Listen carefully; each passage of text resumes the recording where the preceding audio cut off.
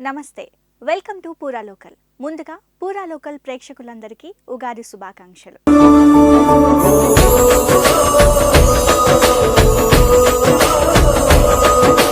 కాలం ఒక ప్రవాహం, అది నిరంతరం సాగుతూనే ఉంటుంది. దాన్ని ఆపడం, దానికి ఎదురెళ్ళడం ఎవరి తరమూ కాదు. అయితే మనిషి తన అవసరాలకు అనుకూలంగా కాలాన్ని విభజించుకున్నాడు. అలా కాలాన్ని పరిశీలించుకుంటూ దానికి తగ్గట్టు నడుచుకుంటూ తన బుద్ధికి పదును పెట్టుకున్నాడు. కాలానికి తగ్గట్టుగా కర్మలు నెరవేర్చడంతోనే మనిషి జ్ఞాన ప్రయాణం మొదలైంది. అదే యుగానికి ఆది అయ్యింది. కాల మహిమను గుర్తు చేసుకుంటూ తెలుగువారు చేసుకునే మొదటి పండుగే ఉగాది.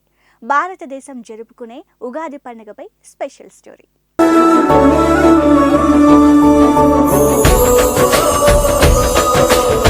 అనాదిగా వస్తున్న ఈ ఉగాది, యుగాది అన్న సంస్కృత పదం నుంచి పుట్టింది.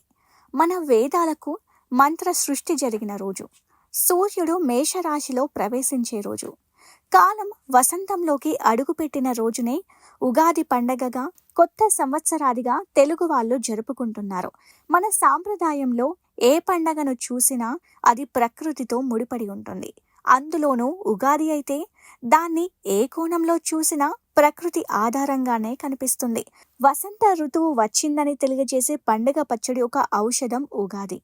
ఉగాది నాటికి చుట్టుపక్కన ఏ చెట్టు చూసినా లేత ఆకులతో పచ్చగా కనువిందు చేస్తుంటుంది. ఆ సంతోషం కోయిల పాటల్లో, నెమలి నాట్యాల్లో కనిపిస్తుంది. వసంతుడి ఆటల్ని చూసి మనసు పరవశించిపోకుండా ఉండగలమా? ఆ సంతోషం కోయిల పాటల్లో, నెమలి నాట్యాల్లో కనిపిస్తుంది. వసంతుడి ఆటల్ని చూసి మనసు పరవశించిపోకుండా ఉండగలదా?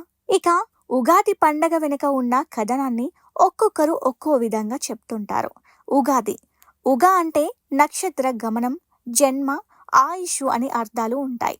వీటికి అది ఉగాది అంటే ఈ ప్రపంచంలో పుట్టిన ప్రతి జీవి ఆయుష్కు మొదటి రోజునే ఉగాదిగా మారిందంటారు. చైత్ర శుద్ధ పాడ్యమి నాడే కలియుగం మొదలైందని, త్రేతాయుగంలో ఉగాది రోజే శ్రీరాముడికి పట్టాభిషేకం జరిగిందని మరో కథనం. ఈ రోజే శ్రీ మహావిష్ణువు మత్స్యావతారంలో సోమకాసురుణ్ణి సంహరించి వేదాలను బ్రహ్మకు అప్పగించాడని పురాణాల్లో ఉంది. బ్రహ్మదేవుడు సృష్టిని మొదలుపెట్టిన రోజే ఉగాదని అంటారు.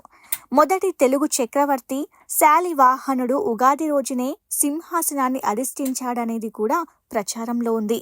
ఉగాది రోజు నుంచే తెలుగు సంవత్సరం మొదలవుతుంది కాబట్టి ఇది తెలుగువారి మొదటి పండుగగా పేరుగాంచింది. అయితే తెలుగు రాష్ట్రాలతో పాటు ఇతర రాష్ట్రాల్లో కూడా ఉగాదిని గొప్పగా జరుపుకుంటారు. కర్ణాటకలో ఉగాది, మహారాష్ట్రలో గుడిపాడ్య, తమిళనాడులో పుత్తాండు అనే పేర్లతో, కేరళలో విషు, పంజాబ్లో వైశాఖి, బెంగాల్లో పాయి బైశాఖ్ అనే పేర్లతో ఉగాది జరుపుకుంటారు. 2-3 రోజుల ముందు నుంచే పండుగ పనులు మొదలవుతాయి. ఉగాది రోజు పొద్దున్నే ఇంటిని శుభ్రం చేసుకుంటారు.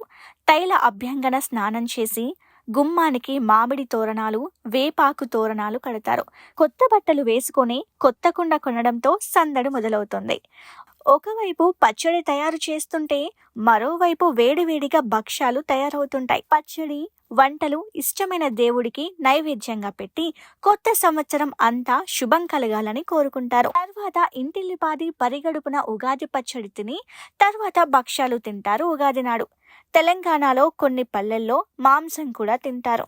కోడి పుంజులను కోసి గ్రామ దేవతలకు మొక్కులు తీర్చుకుంటారు. కొత్త పనులు, కొత్త వ్యాపారాలు కూడా ఉగాది నాడు మొదలు పెడుతుంటారు కొందరు. ఈ రోజు చేసే తైల అభ్యంగన స్నానం శరీరానికి నువ్వుల నూనె పట్టించి, నులుగు పిండితో చేసే స్నానం శరీరంలో ఉన్న టాక్సిన్స్ ను తొలగిస్తుంది. కవి సమ్మేళనం ఉగాది రోజు పంచాంగ శ్రవణం చేస్తారు. ఈ పంచాంగ శ్రవణం వినడం వల్ల ఈ సంవత్సరంలో జరగబోయే మంచి చెడులతో పాటు పరిణామాలు తెలుసుకుంటారు. కలియుగంలో తిథి, నక్షత్ర ఫలితాలతో పాటు రాశి ఫలాలు, ఆదాయ వ్యయాలు, రాజపూజ్య అవమానాలు తెలుసుకుంటారు. ఇది జాగ్రత్తగా నడుచుకోవడానికి ఉపయోగపడుతుంది. అలాగే ఉగాది రోజు కవులు ప్రత్యేకంగా కవి సమ్మేళనం నిర్వహిస్తారు. కొత్త కవులు కొత్త ఆలోచనలు, పాత ఒరవళ్ళు కలిపి కొత్త పద్యాలు, కవితలు రచించి చదువుతారు.